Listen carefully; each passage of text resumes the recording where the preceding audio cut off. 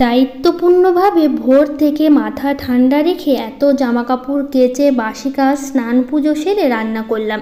রাধে রাধে বন্ধুরা, কেমন আছো তোমরা সবাই? আশা করি ভীষণ ভালো আছো। আমরাও কিন্তু খুব ভালো আছি। আজকে হচ্ছে শুক্রবার, তোমাদের সাথে নিয়ে আজকের ব্লগটা শুরু করছি। সাথে থাকো, আজকের ব্লগটা তোমাদের খুব ভালো লাগবে। সকালবেলা উঠেই দেখো ঘরে যতগুলো পর্দা আছে সবগুলো খুলবো আজকে, কারণ কাচতে হবে। পর্দাগুলো তো মাঝে মধ্যে কাচা হয়, মাঝে মধ্যে বলতে অনেক দিন পরই কাচা হয়, কারণ এগুলো তো আর সবসময় খোলাও হয় না আর কাচাও হয় না। সেই অনেক দিন আগে কেচেছিলাম, তার মধ্যে পুজোর উপলক্ষে তো একটু কাচাকাচি করতেই হচ্ছে। আর সব কিছু তো ঘর বাড়ি বলতে পারো সব কিছুই পরিষ্কার করছি, তো আর এই কি বলবো, পর্দাগুলো কেন বাদ দিব বলো। তো সেই জন্য সব পর্দাগুলো আগে সকালবেলা উঠে খুলে তারপরে ভিজিয়ে রাখবো। ভিজিয়ে রেখে বাসি কাজ সেরে তারপরে সেগুলো কাচতে হবে, তো এই সময়ের মধ্যে ভিজেও যাবে। তো সেই জন্য হচ্ছে ভাবলাম আগে দেখো সিঁড়ির উপরে কতগুলো জমা হয়ে গেছে। আর এই যে এতগুলো পর্দা, একটা জানলা, আমাদের ঘরে তো সেই একটা জানলার দুটো করে, ওইদিকে চারটে, তারপরে দরজার এখানে ঠাকুর ঘরের এই দরজার, তারপর দরজার জানলা পর্দাগুলো তো দুটো দুটো করে, সেই অনেকগুলো। জানো তো আজকে সেই গোটা ছাদ ভরে গেছে, জামা কাপড় মেলার জায়গা আর ছিল না। হয়তো আর দুই একটা জামা কাপড় হলে আর মেলারই জায়গা থাকতো না, গোটা ছাদ ভরে গেছে। তারপরে এই যে ভাবলাম যে পর্দাগুলো কাচবো, তাহলে এই যে সোফার কভারগুলোও কেচে দিই। তো সেই জন্য এই যে কুশানের কভারগুলো খুলে নিলাম, তারপরে সোফার কভারটাও খুলে নিচ্ছি। এগুলো কেচে দেবো, তাহলে ভালো হবে, তাহলে পরিষ্কার থাকবে। তো একটু ঝেড়েও নিচ্ছি, কারণ যতই পর্দা কভার লাগাই কেন, তবু একটু না ধুলো নোংরা পড়েই। তো সেই জন্য এই যে ভালো করে ঝেড়ে নিলাম। আজকে জানো গোটা বাড়িটা না এত ফাঁকা ফাঁকা লাগছে, পর্দাগুলো খুলে দিয়েছি সেই জন্য। সব সময় তো পর্দাগুলো থাকে, তো সেরকম একটা দেখে দেখে অভ্যাস হয়ে গেছে। আজকে পর্দা খোলাতে একদম ফাঁকা ফাঁকা একটু আলাদাই লাগছে গোটা বাড়িটা যখন দেখছিলাম।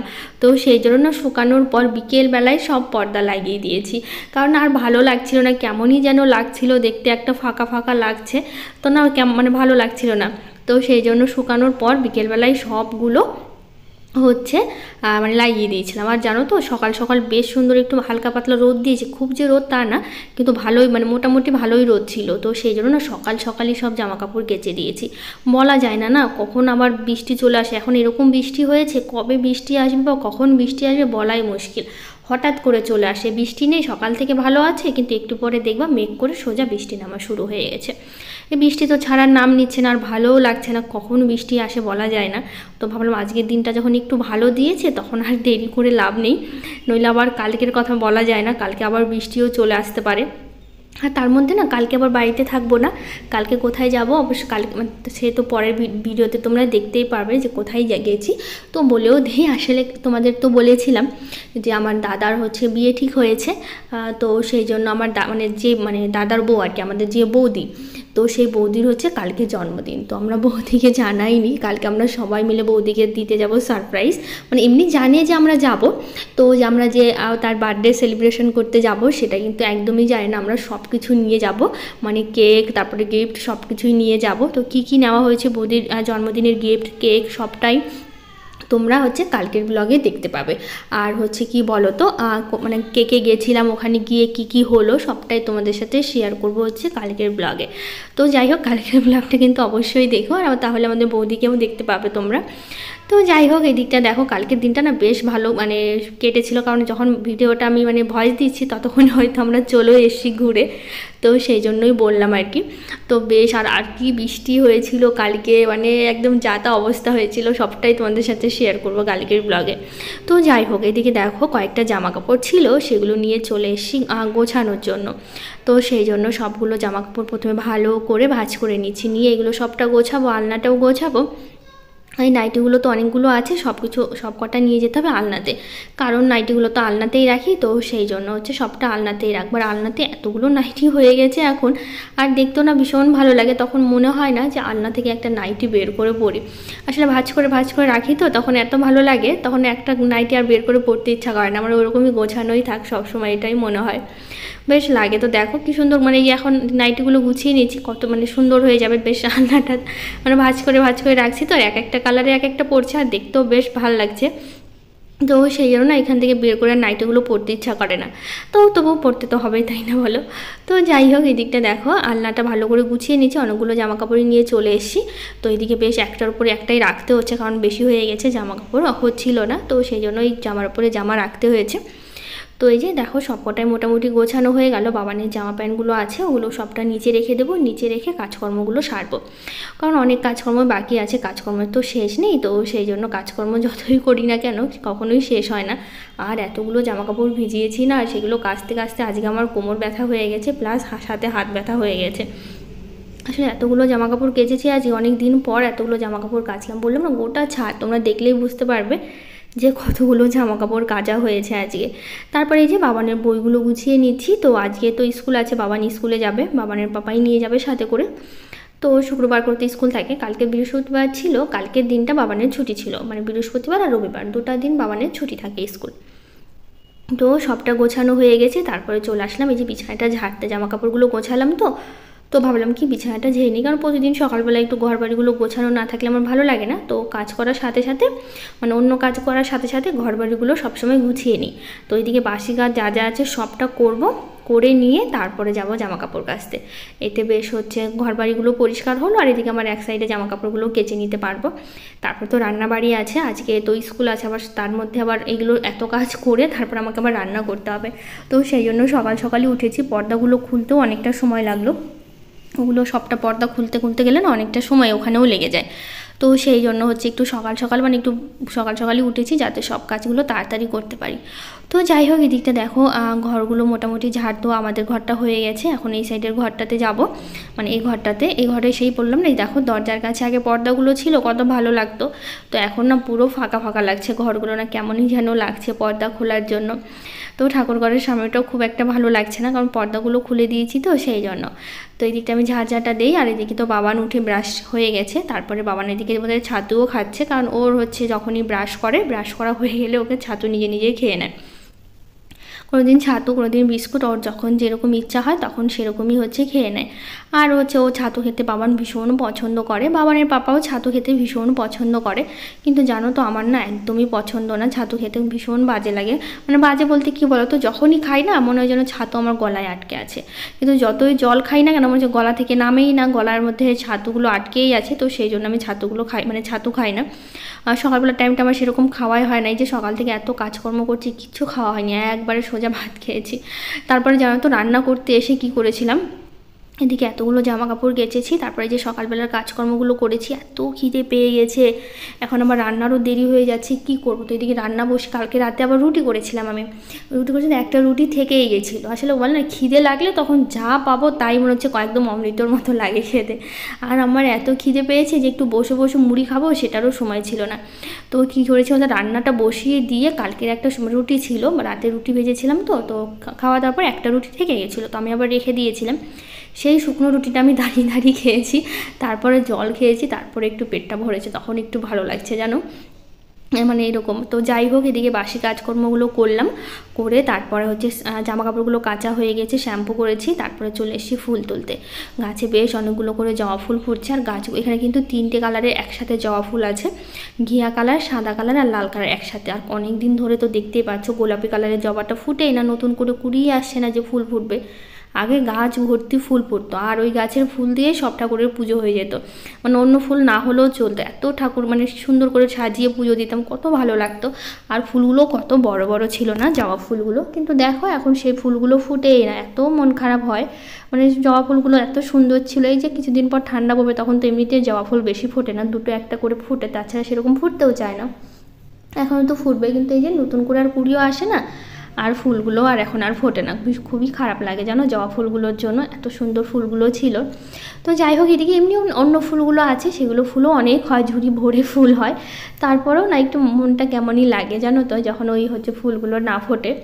তো এখন ফুটছে না, আর কী করা যাবে যতই হোক। তো যাই হোক, এদিকে দেখো মোটামুটি আমার সব ফুলই তুলে নিয়েছি, এই গাছেরও সব ফুল তোলা হয় না, কারণ এত ফুল লাগে না, তো সেই জন্য সব ফুল তুলি না। তো যাই হোক, আজকে না একটু হচ্ছে মানে একটু বেলা হয়েছে, তো দেখো কী সুন্দর জবা ফুলগুলো ফুটে গেছে, এখন মোটামুটি কিন্তু 8টা বাজে।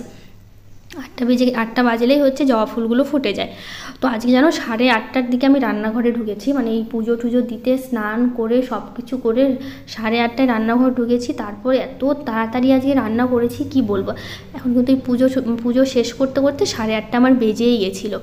তো যাই হোক, এদিকে 8:30 বাজার কারণেই যে জবা ফুলগুলো ফুটেছে, সাদা জবাগুলো নইলে ফোটে না, কারণ ওই 8টা বাজলে ফোটে মোটামুটি, কিন্তু এখন মোটামুটি 8:10-15 এরকম বাজে হয়তো, সেই জন্য বেশ ফুটে গেছে। 8:30 বাজলে সুন্দর একদম ফুটে যায় জবা ফুলগুলো। তো যাই হোক, সব ফুলগুলোই পুজো দিলাম। আর আজকেও বেশ অনেকগুলোই ফুল ফুটেছিল, মানে অন্য কালারের জবাগুলো, সাদা জবা, ঘিয়ে কালারের জবা বেশ অনেকই ফুটেছে। দেখো অনেক ফুল দিয়ে কিন্তু পুজো দেওয়া হয়েছে। তো যাই হোক, এদিকে আমার পুজো দেওয়া হয়ে গেল। তারপরে তুলসী মন্দিরে যাব, তুলসী মন্দিরে গিয়ে জল দেবো, গিয়ে একদম দেরি করবো না, রান্না বসাবো। বললাম না 8:30 ভাবো, পুজো দিতে 8:30 বেজে গেছে, তাহলে কতটুকু সময় আছে আমাকে রান্না করার। 1 ঘন্টার মধ্যে রান্নাবাড়ি আমাকে শেষ করতে হবে আজকে। তো যাই হোক, এদিকে চলে আসলাম তুলসী মন্দিরে জল দিতে। জল দিয়ে তারপর রান্নাঘরে ঢুকবো। মাথায় যেন চুলটা আমি খুলতে পারিনি, সেই ভেজা চুল নিয়েই অনেকক্ষণ ছিলাম। তারপরে কারণ সেই বাবানের বাবার স্কুলে গেছে, তারপরে আমি চুলটা খুলে শুকাতে পেরেছি, সময়ই পাইনি।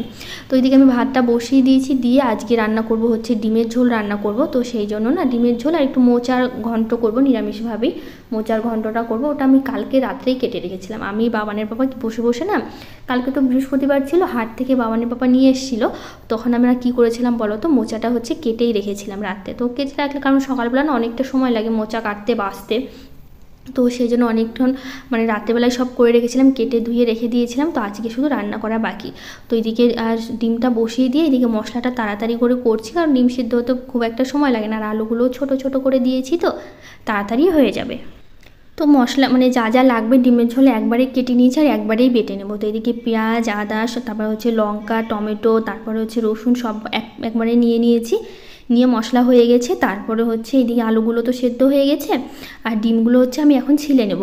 তো ডিমগুলো ছিলে নেওয়ার পর একবারে ডিমের ঝোলটা বসিয়ে দেবো। আর আজকে জানো তো রান্না করতে করতে দেরি হয়ে গেছিলো, তো শুধু ডিমের ঝোলটা দিয়ে বাবানকে খেতে দিয়েছে, বাবানের বাবাকেও ডিমের ঝোল দিয়ে খাচ্ছিলো। শেষে ঘন্টটা মানে বাঁধাকপি বলছি, মোচার যে ঘন্টটা করছিলাম সেটা একদম পরে একটুখানি দিয়েছি, ভাত প্রায় শেষের দিকে হয়ে গেছিলো, কারণ এত দেরি হয়ে গেছিলো তো করে সারতে পারিনি। তো যাই হোক, ডিমগুলো ছিলে দেখো, প্রথমে ডিমগুলো ভেজে নিচ্ছি, আর ওইদিকে ভাতটা মানে প্রায় হয়ে এসছে, নামিয়ে নেবো একটু পরে। তো এদিকে ডিমগুলো খুব ভালো করে হচ্ছে আমি মানে ভাজা ভাজা করে লাল লাল করে ভেজে তারপরে তুলে নিচ্ছি। তখন এর মধ্যে হচ্ছে জিরে ফোড়ন দিয়ে একবারে হচ্ছে আমি মশলাটা দিয়ে দেবো, কারণ একবারে তো সব মশলা বেটে রেখেছি, তো সেই জন্য একবারে সব মশলা দিয়ে তারপর হচ্ছে কষিয়ে নেবো মশলাটা। তো আলুটা আজকে আর আলাদা করে ভেজে মানে আলাদা করে আর ভাজিনি, কারণ এতটা দেরি হয়ে গেছিলো তো সেই জন্য। তো এদিকে ভালো করে মশলাটা কষিয়ে নিয়ে তারপরে হচ্ছে এর মধ্যে দেবো হচ্ছে সেদ্ধ আলুটা দিয়ে আরও কিছুক্ষণ মানে মশলার সাথে একটু কষিয়ে নেব। কয়েকটা আলু গোটা দিয়েছি আর একটু ভেঙে ভেঙে দিয়েছি, তাহলে ঝোলটা একটু বেশ মানে পাতলা হবে না, একটু ঘন হবে। তো সেই জন্য হচ্ছে কয়েকটা আলু আবার মানে একটু ভেঙে ভেঙে দিয়েছি। তো যাই হোক, এদিকে দেখো মশলার সাথে খুব ভালো করে কষিয়ে নিয়েছি। তারপর ভাতটা হয়ে যাওয়ার পর পাশে আবার না আমি মোচাটা হচ্ছে সেদ্ধ করতে বসিয়ে দিয়েছি, আর এদিকে দিলাম হচ্ছে জলটা দিয়ে তো কিছুক্ষণ ফুটুক, ঝোলটা ফুটে ওঠার পর তারপরে এর মধ্যে দিলাম হচ্ছে ডিমগুলো দিয়ে তারপর একটু ঢাকা দিয়ে কিছুক্ষণ রেখে দিয়েছিলাম। দেওয়ার পর না তারপরে যাব হচ্ছে ছাদে। আসলে ভাবলাম কি বলা যায় না বৃষ্টির কথা, দেখো এখন কত সুন্দর একটু রোদ উঠেছে, আবার কখন বৃষ্টি চলে আসে। এখন ভাবছি এদিকে রান্নাবাড়ি করতে করতেও দেরি হয়ে যাচ্ছে, তো এদিকে তো মোচার জন্য সব কিছু রেডি করে নিয়েছি, তাহলে হাতে যেহেতু সময় আছে, ঝোলটা ফুটবে একটু, ততক্ষণে কয়েকটা জামাকাপড় মেলে দিয়েছি, কারণ মেলে দিয়ে আসে, বৃষ্টির কথা বলা যায় না কখন চলে আসে, আবার শুকাবে না তখন। তো সেই জন্য এখন কয়েকটা জামা কাপড় মেলে দিচ্ছি। তারপরে আবার এদিকে আবার ঝোলটা নামিয়ে মোচাটা রান্না করে তারপরে আবার এসেছিলাম আবার আরও কয়েকটা জামা কাপড়গুলো মেলতে। আর বললাম না এই পর্দাগুলোতে গোটা ছাদ ভরে গেছে, এখন আর কি করা যাবে, জায়গাই পাচ্ছিলাম না, কারণ আরও কয়েকটা বললাম না কাচলে আর জায়গা হতো না, যে কটা দড়ি ছিল সব কটা একদম ভরে গেছে। তো এই যে শাড়িটাই যে কালকে একটু বিশ্বকর্মা পূজা ছিল, তো কালকে আবার এটা পরেছিলাম শাড়িটা, কারণ হচ্ছে পাশের বাড়িতে বলেছিলাম না বিশ্বকর্মা পূজা ছিল, একটু মানে সবজি কাটার জন্য ডাকছিল, তো সবজি কাটতে গেছিলাম, তো সবাই শাড়ি পরেছিল যেহেতু পুজোতে, তো ভাবলাম আমিও শাড়ি পরে যাই, একটু একা একা আমার নাইটি বা চুড়িদার পরে যাবো কেমনই লাগে, তার জন্য এই সুতির শাড়িটা পরেই তারপরে হচ্ছে আমি গেছিলাম ওই মানে সবজিগুলো কেটে দিয়ে আসতে গেছিলাম।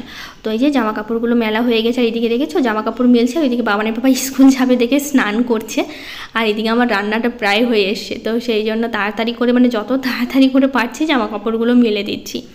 তো এখন চলো কয়েকটা দিদিভাইদের কমেন্টগুলো পড়ে নিই। প্রিয়া মণ্ডল দিদিভাই বলেছে, আজ আমার কমেন্টের রিপ্লাই খুব ভালো লাগলো দিদি, আমি চেষ্টা করব ঘুম থেকে ওঠার। থ্যাংক ইউ দিদিভাই, এত সুন্দর করে বলার জন্য। আমারও ভীষণ ভালো লেগেছে যে আমার কথাগুলো তোমার ভালো লেগেছে, এটা ভেবে আমার ভীষণ ভালো লাগছে। থ্যাংক ইউ দিদিভাই, অনেক ভালোবাসা তোমাকে। তো এদিকে মাছের ঝোল, সরি ডিমের ঝোলটা, আজকে আমি সব কথাই জানি না কেন ভুল হয়ে যাচ্ছে, তোমরা প্লিজ কিছু মনে করো না। তো যাই হোক, এদিকে ডিমের ঝোলটা নামিয়ে বাবানকে দিয়ে দিয়েছি ভাত। তো এদিকে বাবানের বাবা হচ্ছে স্নান করে মানে রেডি হয়ে আসলো, তো বাবানের বাবাকেও ভাতটা দেবো। তো এইদিকে দেখো মোচাটা আমি সেদ্ধ করে নিয়েছি, মশলাটাও করে নিয়েছি, এর মধ্যে লবণ হলুদ দিয়ে, আর মোচার মধ্যে না আলু ছোলা আর হচ্ছে মোচাটা একবারেই কিন্তু আমি সেদ্ধ করে নিয়েছি, এর মধ্যে ছোলা দিয়ে আজকে করছি। তো ভালো করে এই যে ভাজা ভাজা করে নিয়েছি, এর মধ্যে দেবো হচ্ছে একটু টমেটো দেবো, আর হালকা একটু মানে অল্প করে মশলা দেবো, একটু হালকা চিনি আর একটু গরম মশলাও কিন্তু আমি নামানোর আগে দিয়েছিলাম। তো এই যে মশলার সাথে আরও কিছুক্ষণ কষিয়ে নেব, কষিয়ে নিয়ে হালকা একটু জল দিয়ে তারপর একটু ঢেকে দেবো, যেহেতু মোচাটা না অনেকটাই বেশি সেদ্ধ করে নিয়েছি আমি আজকে, যেহেতু দেরি হয়ে যাচ্ছিলো। তো ভাবলাম কি একটু সেদ্ধটা বেশি হোক, যেহেতু ডিমের ঝোলটা হচ্ছে, তাহলে পরে রান্না করতে বেশি সময় লাগবে না, সেই জন্য। তো এই যে একটু জল দিয়েছি মশলার সাথে, মানে জলটা দিয়ে কিছুক্ষণ ঢাকা দিয়ে রেখে দেবো। ঢাকা দিয়ে রেখে দেওয়ার পর তারপরে হচ্ছে একটু ভালো করে একটু নেড়ে চেড়ে ভালো করে শুকিয়ে নিয়ে একটু গরম মশলা আর একটু হালকা একটু চিনি দেবো, দিয়ে তারপরে হচ্ছে মোচাটা হচ্ছে নামিয়ে নেব। তো সুলতানা দিদিভাই বলেছে, খুব ভালো লাগলো আপু ভিডিওটা, আমারও খুব ইচ্ছে হয় এরকম নিজের একটা সংসারে, কিন্তু কখনো পাবো কি না। তো যাই হোক, অবশ্যই দিদিভাই পাবে, কেন পাবে না। আর তোমার অনেক সুন্দর একটা তোমার মনের মতো একটা সংসার হোক, এটা আমি সবসময় চাই দিদিভাই, অনেক ভালোবাসা। তো যাই হোক, এদিকে রান্নাবাড়ি শেষ করলাম, বাবানের বাবাকে দিয়েছি খেতে, অনেক আগেই দেওয়া হয়েছে। তারপরে হচ্ছে রান্নাঘরটা পরিষ্কার করছি, ভাবলাম রান্নাঘরটা পরিষ্কার করে তারপরে, আমি এখনও খাইনি কারণ আমার হচ্ছে এদিকে দেরি হয়ে যাচ্ছিলো। তো খেয়ে দিয়ে না কাজ করতে একদমই ভালো লাগে না, একটু কষ্টই হয়ে যায়। তো ভাবলাম বাসনগুলো আছে, জামাকাপড়গুলো কয়েকটা বাকি আছে মেলতে এখনও, তো সেগুলো মেলতে যাব ছাদে। তো ভাবলাম তার আগে সব কাজগুলো সেরে নিয়ে তারপরে খেতে বসবো, যেহেতু সকালবেলা বললাম না একটা রুটি খেয়েছি, রান্না বসিয়ে শুকনো একটা রুটি, মানে কিচ্ছু না, শুধু একটা রুটি, শুকনো রুটি খেয়ে জল খেয়েছি, মানে এত খিদে পেয়েছে মনে হচ্ছে ওই রুটিটাই যে কত ভালো লাগছে, শুকনো রুটি কী বলবো, আসলে জামা কাপড়গুলো কাচতে কাচতে খিদে পেয়ে গিয়েছিলো। তো মৌসুমী মিত্র দিদিভাই বলেছে, প্রিয়াঙ্কা তোমার শাশুড়ি মা কোথায় থাকেন, ওখানে এখন আর দেখি না, তো তাই জিজ্ঞেস করলাম গো, ভালো থেকো, তুমি খুব মিষ্টি মেয়ে। থ্যাংক ইউ দিদিভাই, অনেক ভালোবাসা তোমাকে। আমার শাশুড়ি এখন হচ্ছে আমার দেওরের ওখানেই আছে। তো অর্চনা হালদার দিদিভাই বলেছে, রাধে রাধে দিদিভাই, ভিডিওটা খুব ভালো লাগলো, তোমার ফুল বাগানটা খুব সুন্দর লাগলো। থ্যাংক ইউ দিদিভাই, অনেক ভালোবাসা এত সুন্দর করে বলার জন্য। আলিফা তাস নিম দিদিভাই বলেছে, এরকমই একটা ভিডিও খুঁজছিলাম, খুব সুন্দর লাগলো আপু, অনেক ধন্যবাদ। থ্যাংক ইউ দিদিভাই, তোমাকে অনেক ভালোবাসা আমার ভিডিওটা ভালো লাগার জন্য। পায়েল পাল দিদিভাই বলেছে, খুব ভালো লাগলো, কাজ করতে করতে দেখলাম। থ্যাংক ইউ দিদিভাই, তোমাকে অনেক ভালোবাসা। মঞ্জু নান্দি দিদিভাই বলেছে, খুব সুন্দর হয়েছে, এইভাবেই ভালো থেকো। থ্যাংক ইউ দিদিভাই, তোমাকেও অনেক ভালোবাসা। আরও কিছু দিদিভাই কমেন্ট করেছে, প্রতিমা বর্মন, রূপালী নাথ, মামুনি ব্লগ, সবাইকে থ্যাংক ইউ, অনেক ভালোবাসা। তো যাই হোক, এদিকে জায়গা হচ্ছিল না ছাদে, কি করব, তার জন্য ভাবলাম এগুলো পর্দাগুলো একটু পাতলা পাতলা আছে, তো সেই জন্য একটু চাপিয়ে দিই, অবশ্য শুকিয়ে যাবে তাড়াতাড়ি।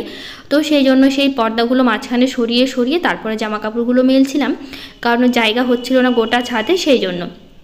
তো যাই হোক, এদিকে ওই দিকটা তো মেলা হয়ে গেছে, আর বেশ হালকা পাতলা রোদ, তো আর তার মধ্যে ছাদে তো বেশ ভালো রোদ লাগে, আর তার মধ্যে একটু হাওয়াও আছে, তো জামা কাপড়গুলো না তাড়াতাড়ি শুকিয়ে গেছিলো, খুব একটা দেরি লাগেনি শুকাতে। তো আজকে বললাম না সব জামা কাপড়গুলো তুলে নিয়ে ভাঁজ করে রেখে দিয়েছিলাম, তো সেই ভিডিওটা আমি কিন্তু কালকের ভিডিওতে দেখাবো তোমাদের, পর্দাগুলো লাগানো সব কিছু কালকের ভিডিওতে অবশ্যই দেখাবো। তো এই ভিডিওটা যেহেতু অনেকটাই বড় হয়ে গেছিলো, তো সেই জন্য এই ভিডিওটা আর তোমাদের সাথে শেয়ার করিনি, তো ভিডিওটা করে রেখেছি আমি, পর্দা লাগানোর ভিডিও, গোছানোর সব কিছু, তো সেটা কালকে তোমাদের সাথে শেয়ার করব।